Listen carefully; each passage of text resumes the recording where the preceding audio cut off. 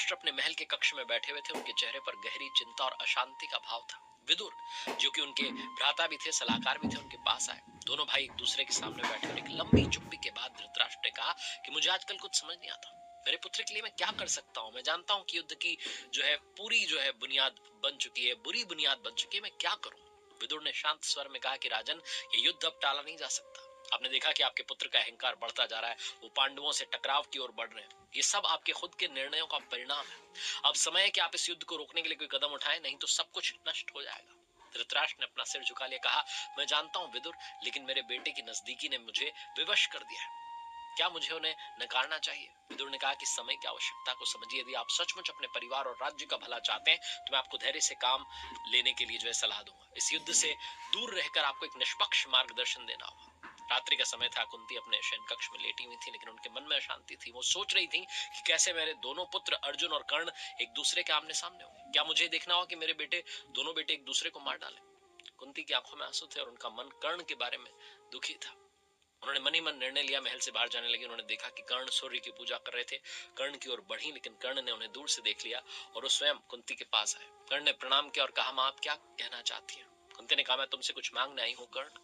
कर्ण ने देखा कि ये वही महिला है जिनका नाम कभी सुना था, लेकिन कुंती ने अपना परिचय देते हुए कहा, मैं वो अभागी हूँ जिसे अपने पहले पुत्र को त्यागना पड़ा था। यह सुनकर कर्ण की आंखें भर आईं, लेकिन क्रोधित होकर कहा कि मां, आप मुझसे किसी स्वार्थ के लिए कुछ मांगने आई हैं? आप जानती हैं कि मैं सूर्य का पुत्र हूं और दानवीर कर्ण के रूप में प्रसिद्ध हूं, तो मुझसे ऐसे समय पर मांगने का कोई अधिकार नहीं है।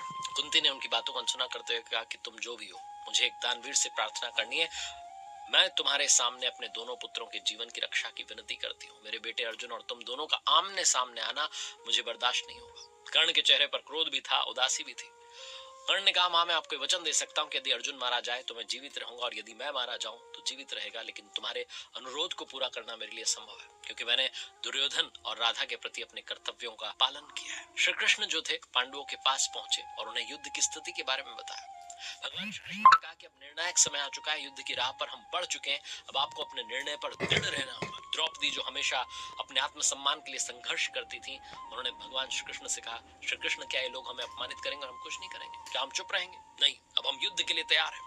द्रौपदी ने युद्ध का शंख बजाया और उसके बाद भगवान श्री कृष्ण ने पांडवों से कहा, अब समय आ गया है कि आप अपने युद्ध के लिए तैयार हो जाए। ये युद्ध आपके लिए न केवल विजय की बात है, बल्कि सम्मान की भी बात है।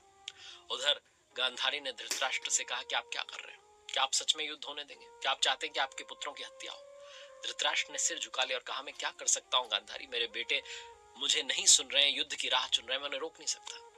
उधर महर्षि वेदव्यास ने धृतराष्ट्र से कहा, राजन, मैं तुम्हें एक दिव्य दृष्टि देता